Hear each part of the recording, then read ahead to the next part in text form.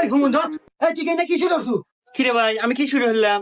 এই তুই আমার দোকানের প্রত্যেকটা কাস্টমার তুই কেড়ে নিছু। এই স্যার, তোর দোকানের কাস্টমার আসে আমার এনে তোলে, তাতে আমার দোষ কি? এই তুই তো কাস্টমারই ধরে রাখা পারস না, তুই বই ধরে রাখা পারস তো?